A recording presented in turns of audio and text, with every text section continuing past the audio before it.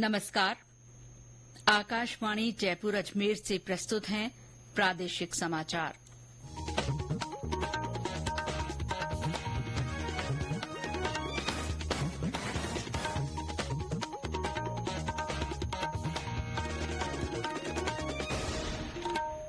मुख्य समाचार। भाजपा सांसद ओम बिरला लगातार दूसरी बार लोकसभा अध्यक्ष चुने गए। श्री बिरला ने 18वीं लोकसभा में लोकतांत्रिक मूल्यों के निर्वहन को अपनी प्राथमिकता बताया। मुख्यमंत्री भजनलाल शर्मा कल झुंझुनू से सामाजिक सुरक्षा पेंशन योजना की बढ़ी हुई राशि पेंशनर्स के बैंक खातों में सीधे हस्तांतरित करेंगे। प्रदेश में मानसून और आगे बढ़ा, उदयपुर, करौली, भरतपुर में अच्छी बारिश। और मादक पदार्थों के दुरुपयोग और अवैध तस्करी के विरुद्ध अंतर्राष्ट्रीय दिवस पर प्रदेश भर में जागरूकता कार्यक्रम।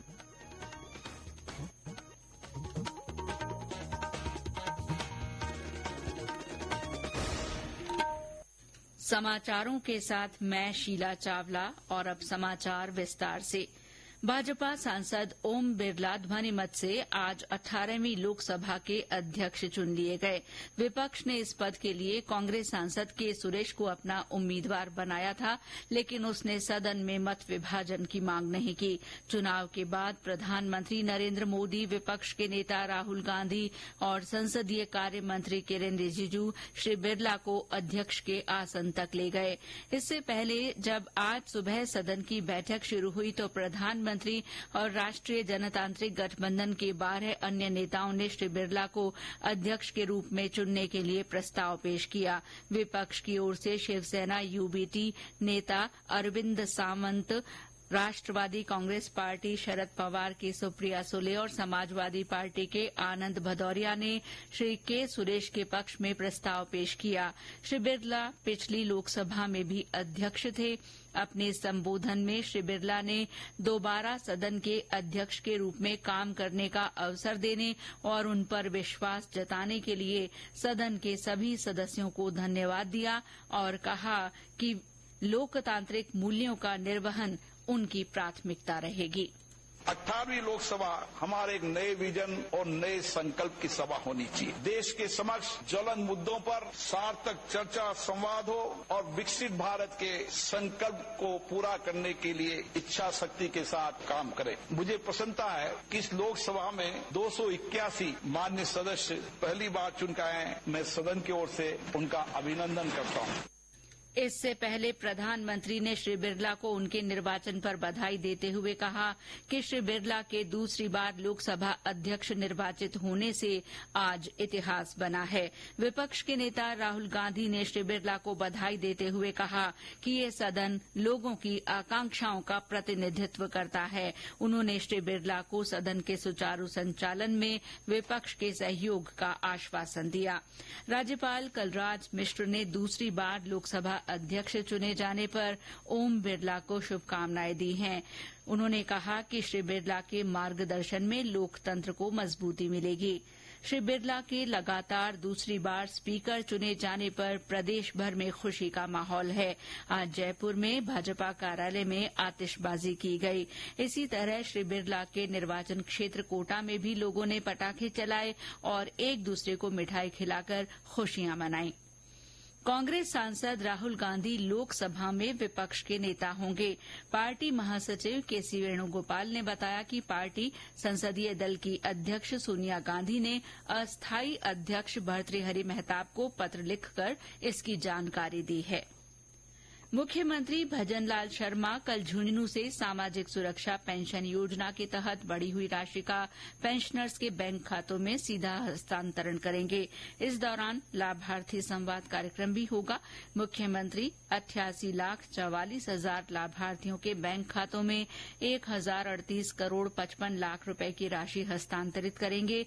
उनके साथ सामाजिक न्याय और अधिकारिता मंत्री तथा जिले के प्रभारी मंत्री अविनाश गहलोत भी रहेंगे। बाड़मेर में सामाजिक सुरक्षा पेंशन योजनाओं के लाभार्थियों का जिला स्तरीय कार्यक्रम कल भगवान महावीर टाउन हॉल में आयोजित किया जाएगा। इस दौरान जिले के 1,95,000 से ज्यादा पेंशनर्स के खातों में 22 करोड़ 49 लाख रुपए डीबीटी के माध्यम से हस्तांतरित किए जाएंगे। आकाशवाणी समाचार जयपुर की ओर से प्रादेशिक समाचार बुलेटिनों में 3 नए आपराधिक कानूनों के बारे में जागरूकता लाने के उद्देश्य से श्रृंखला चलाई जा रही है। आज हम आपको भारतीय नागरिक सुरक्षा संहिता की धारा 413 की जानकारी दे रहे हैं। पीड़ित व्यक्ति को धारा 413 के तहत बरी करने या छोटे अपराध के लिए दोषी ठहराए जाने या अपर्याप्त मुआवजा लगाने के किसी भी आदेश के खिलाफ अपील करने का अधिकार है। पीड़ित को इस अधिकार का प्रयोग करने के लिए राज्य की अनुमति या अनुमोदन की जरूरत नहीं है। ये प्रावधान पीड़ित को अपील करने की स्वायत्तता प्रदान करके सुनवाई के अधिकार और कानूनी कार्रवाई में सक्रिय रूप से भाग लेने के अधिकार को मजबूत करता है। इन कानूनों के बारे में जागरूकता के लिए जिलों में भी विभिन्न कार्यक्रम आयोजित किए जा रहे हैं। डूंगरपुर में आज इसी सिलसिले में संगोष्ठी रखी गई। पुलिस अधीक्षक मोनिका सेन ने बताया कि संगोष्ठी के जरिए विभिन्न वर्गों को नए कानूनों के बारे में बताया गया। 1 जुलाई को नए कानून लागू होने हैं, उसके लागू होने के लिए सेंसिटाइज करने के लिए हमने एक संगोष्ठी का प्रशासन और पुलिस द्वारा एक संगोष्ठी का आयोजन किया गया, जिसमें जिला बार एसोसिएशन और अन्य वकील लॉ कॉलेज के कुछ स्टूडेंट्स मौजूद रहे। इसमें उनके द्वारा नए कानून को जानकारी दी गई, एक आपस में विचार विमर्श हुआ, क्या चेंजेस आए हैं, किस मंशा से चेंजेस आए हैं, और इस संदर्भ में सभी को सेंसिटाइज किया गया। ये समाचार आकाशवाणी जयपुर अजमेर से प्रसारित किए जा रहे हैं।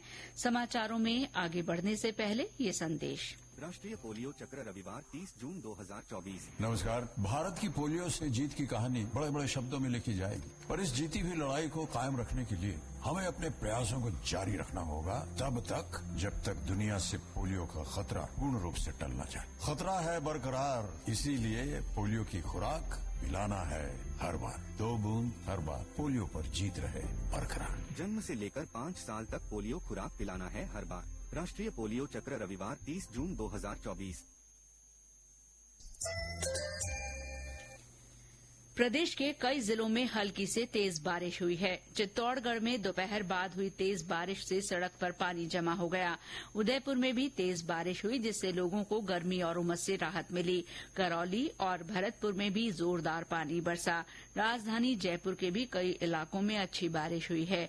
सिरोही के कई कस्बों में आज हुई बारिश से लोगों को उमस से राहत मिली। पेश है हमारे संवाददाता की रिपोर्ट।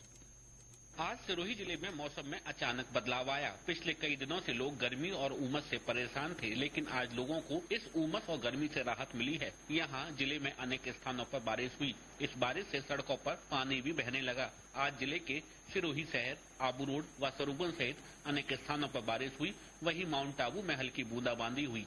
आज हुई बारिश से लोगों को गर्मी व उमस से राहत मिली है। उधर माउंट आबू में आज मौसम सुहाना होने के कारण पर्यटक इस मौसम का खासा आनंद ले रहे हैं। साकेत गोयल, आकाशवाणी समाचार, सिरोही। बांसवाड़ा समेत कई अन्य जिलों में भी आज हल्की से मध्यम बारिश के समाचार हैं। पाली के बीजापुर गांव में बारिश के दौरान छज्जा गिरने से 2 बच्चों की मौत हो गई और 3 लोग घायल हो गए। उधर चूरू में दिन भर उमस के बाद शाम को पानी बरसा, जबकि शाहपुरा और श्रीगंगानगर जिले में उमस और गर्मी से लोग परेशान रहे। मौसम केंद्र जयपुर के निदेशक राधेश्याम शर्मा ने बताया कि मानसून अगले कुछ दिन में राज्य के अन्य हिस्सों में सक्रिय हो जाएगा। उन्होंने कहा कि आने वाले दिनों में बारिश के साथ बिजली गिरने के मामलों में बढ़ोतरी होगी।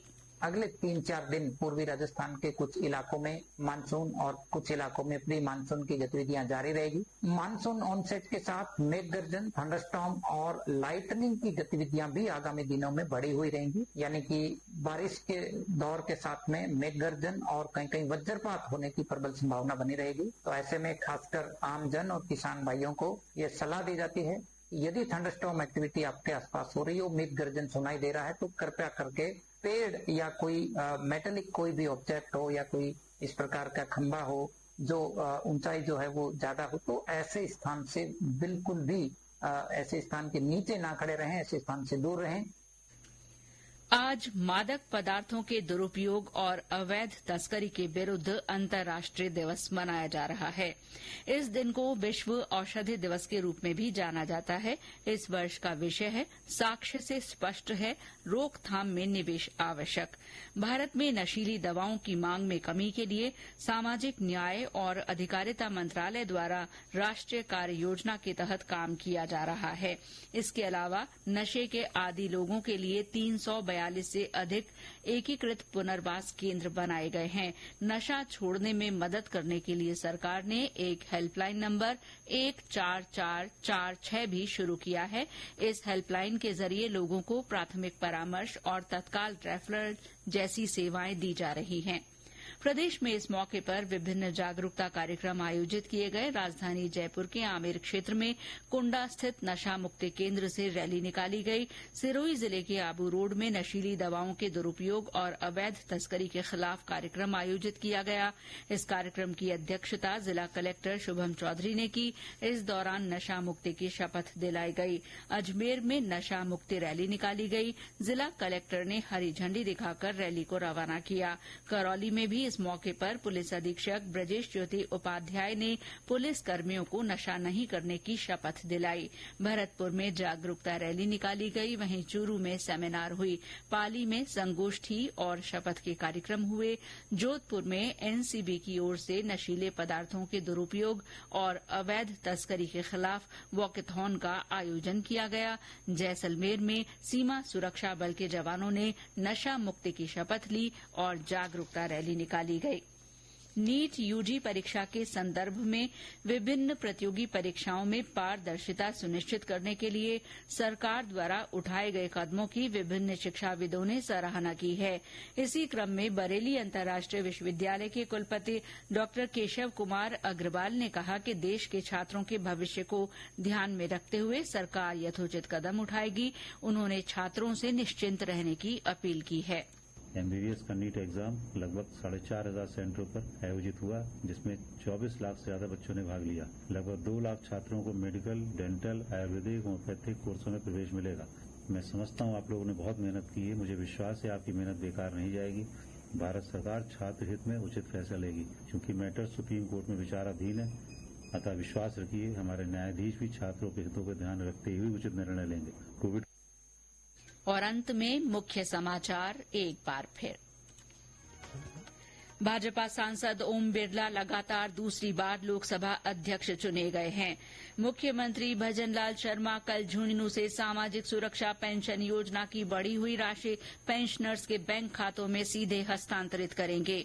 प्रदेश में मानसून और आगे बढ़ गया है। उदयपुर, करौली, भरतपुर में अच्छी बारिश हुई है।